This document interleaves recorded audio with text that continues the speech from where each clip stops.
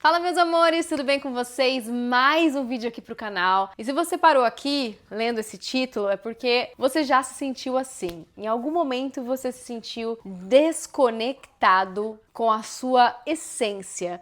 Você sentiu que você perdeu a sua autenticidade porque você tentou se encaixar em um lugar que não era pra você. Eu já fiz isso diversas vezes no mundo profissional, na vida pessoal, e a gente às vezes faz isso sem perceber, tá? Demora às vezes anos pra gente entender que de pouquinho em pouquinho, de gotinha em gotinha, o copo foi esvaziando, né? E você foi tirando partes de você pra tentar ali se acomodar na vida das outras pessoas. Pode ser porque parecia ser mais fácil assim, né? Parece que, se eu for menos aqui, eu dou menos problema pra essa pessoa. Se eu for um pouco mais daquele jeito, a pessoa aquele grupo vai gostar mais de mim. Então, de pouquinho a pouquinho, você vai cedendo até o ponto que você percebe que você se desconectou muito da sua identidade e perdeu a sua autenticidade. Esse vídeo, ele é uma sequência, tá? Que eu acho importante você assistir o vídeo anterior que eu já fiz, sobre amor próprio. E pra gente entender, inclusive, o poder dos relacionamentos na nossa construção ali de amor, desse amor próprio, né? Os relacionamentos que estão à nossa volta, eles podem realmente colocar a gente muito pra baixo ou colocar a gente pra cima e nos libertar e pra uma vida muito mais livre, com muito mais espaço pra explorar quem a gente é. Ou ele pode oprimir os pontos bons sobre a sua personalidade, tá? Lembrando que a gente vive uma cultura ainda muito machista, uma cultura que veio de bases religiosas fortes. Então a gente não pode desconsiderar tudo isso na maneira como alguns comportamentos são oprimidos. E aí eu não tô falando de comportamentos que são assim extremistas, né? Ou então pessoas que realmente fazem mal para a sociedade. Eu não tô falando dessas pessoas. Eu estou falando realmente daqueles comportamentos que você poda e que não tem nada de ilegal, não tem nada errado ali com aquele comportamento. Você tá só tentando ser você, mas parece que aquele você é muito ou pouco para alguns lugares que você quer estar. E eu vou dar um exemplo para vocês. Antes de dar o meu exemplo de vida pessoal, eu vou dar um exemplo. Eu fui aqui em Portugal, em um restaurante, e tinha uma mocinha que estava trabalhando, né, na parte que eles chamam restauração, né, quem trabalha em restaurante, servindo, né, as mesas, e ela tava assim com um sorriso, uma alegria, né, e eu perguntei assim, você é brasileira, né, você acabou de chegar? Ela, acabei de chegar em Portugal. E eu falei, cara, eu sabia que ela tinha acabado de chegar, porque ela ainda tá sorrindo muito, sabe? Ela tá muito na alegria, tá tratando todo mundo muito bem. E aqui eles são mais fechados, mais tranquilos, você não fala um obrigado se a pessoa tá fazendo quase que o serviço dela, né? É diferente da gente, brasileiro. Então eu sabia que ela ainda perderia aquele sorriso, aquela energia. E eu não tô falando isso porque eu tô desejando mal, alguma coisa pra pessoa, porque eu tô falando assim, nossa, espero que ela perca a alegria de trabalhar. Não é nada disso. Mas é que acaba acontecendo isso quando a gente mora num país diferente, da gente se moldar, tentar se encaixar um pouco, porque às vezes aquele comportamento tá sendo interpretado de uma maneira errada. Vou dar um exemplo. Tem países que se você sorri muito quando você tá servindo alguém em uma mesa, a pessoa pode achar que é um flerte, com toda certeza, porque como eles são tão sérios, a hora que chega uma pessoa toda sorridente, é indicativo de que você quer alguma coisa. Daí a pessoa começa a ser abordada, vamos supor no caso de uma mulher, né, começa a ser abordada, ela começa a ver que tem algo no comportamento dela que pode estar passando uma percepção errada e ela vai alterando, vai mudando. Isso eu tô colocando nos cenários mais, assim, inconvenientes que poderiam acontecer. Mas a gente vai fazendo essas adaptações pra caber em certos lugares de diversas maneiras, em menor grau e maior grau. Eu me adaptei muito pra caber, digamos assim, na cultura aqui de Portugal e também na cultura francesa, porque o meu parceiro é francês. Então, muitas coisas são diferentes. Brasileiro, por exemplo, a gente é alto, cara, a gente fala alto, a gente se comunica com muita expressividade e não é assim em todo lugar. Então tem muito lugar que se eu estiver falando muito alto, as pessoas acham que eu tô sendo deselegante, que eu tô brigando, que eu tô brava e às vezes não. Às vezes eu tô sendo só espalhafatosa mesmo e tô fazendo às vezes até humor, só que as pessoas não percebem isso. Já ouviu aquela coisa de que, isso aí é muito humor inglês ou humor francês, ninguém sabe? E uma cultura não consegue dar risada do humor daquela outra cultura? É mais ou menos isso que acontece, sabe? O que soa bem no seu tom, às vezes não vai soar bem pro outro. Então, num caso desse, por exemplo, né, dessa garçonete que tava lá servindo as mesas, e eu percebi logo de cara que ela tinha chegado aqui em Portugal, eu consigo ver como essa cultura provavelmente, por mais que não deveria, vai fazer ela começar a achar que é errado ela ser do jeito que ela é, trazer a alegria e a energia que ela tem. E daí, pouco a pouco, ela vai perdendo isso e vai mudando, e daqui a pouco ela tá uma pessoa séria, ela vai falar assim, ué, mas eu não era essa pessoa séria, eu não sou assim, eu tô me sentindo, presa nessa outra personalidade, essa não sou eu. E isso, gente, acontece muito na nossa vida. Vou dar um outro exemplo. Eu comecei a minha carreira no mercado da música, no segmento do pop. No segmento do pop, você é um produto, tá? Literalmente, eles veem as meninas que estão ali começando a fazer música mais animada pra dançar e que são dançarinas também, e eles veem um produto, sabe? Então, você tem que começar a escutar o que as pessoas falam com relação ao que você deve tocar de música, ao que você deve vestir, como o seu corpo tem que ser,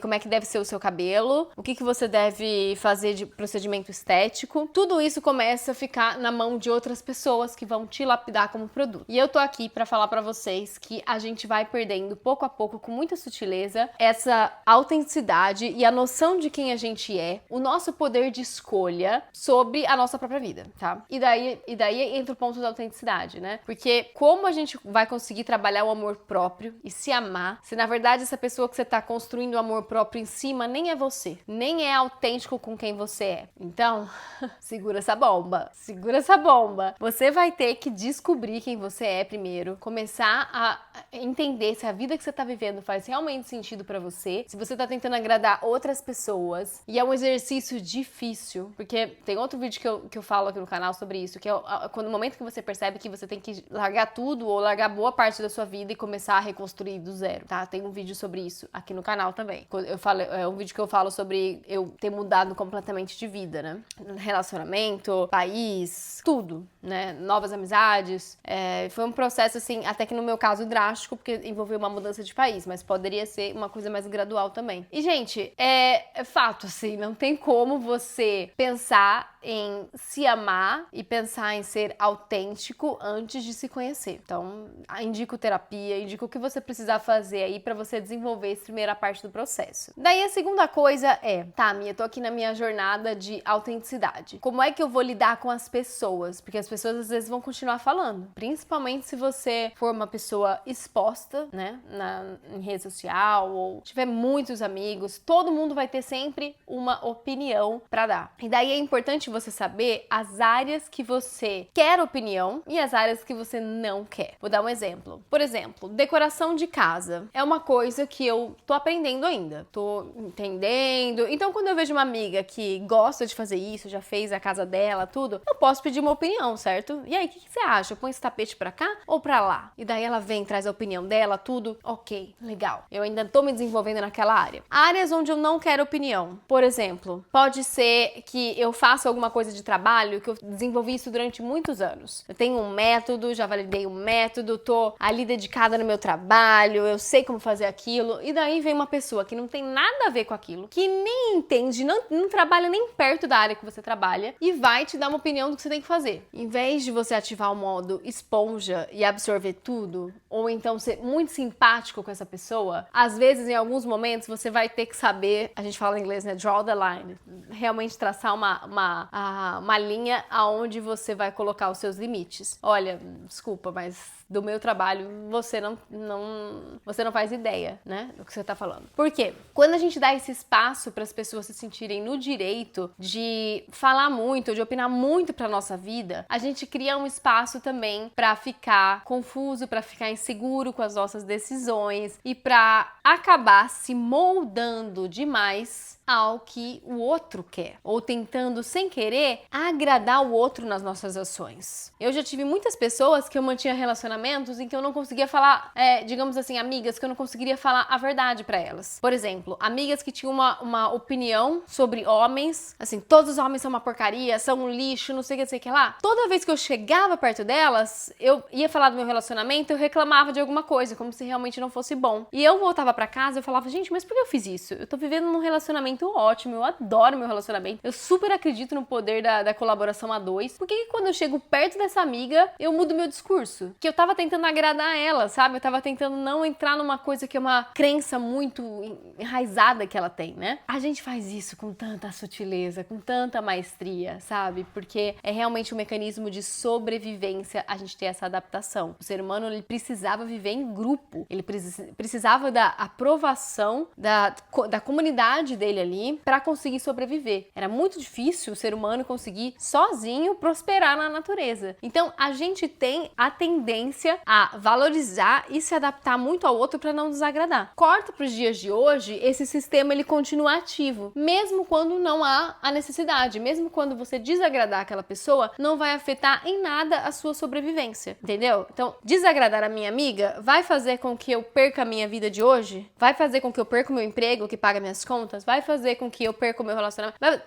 Não vai. Mas você vai comprometendo pouco a pouco o que você pensa. E isso impacta de uma maneira tão grave a maneira que o universo, a sua energia vai vibrar, sabe? E o universo vai responder pra isso. Porque a partir do momento que eu começo a comprometer, eu começo a ser incoerente o que eu penso, o que eu sinto com o que eu falo, eu começo a criar uma ambiguidade na minha vida que paralisa e trava as coisas. Começo a criar confusão sobre quem eu sou, tá? Então, quando a gente fala de se adaptar ao mundo dos outros, tudo, a gente tá falando sim de entregar a nossa autenticidade, a nossa luz, o nosso brilho e as coisas que são mais incríveis sobre a gente. Uma grande observação aqui do nosso, digamos assim, arquétipo autenticão, ele tem um lado negativo também. Às vezes você tem alguma coisa na sua personalidade que tá precisando ser polida com relação a, ser sensato mesmo, sabe? Aquela pessoa que acha que tá sendo sincera, mas na verdade tá magoando todo mundo. Aquela pessoa que acha que vai falar o que pode, que quer, vamos botar uma Luana Piovani aí da vida e de repente destrói a vida de um monte de pessoa com o que ela falou.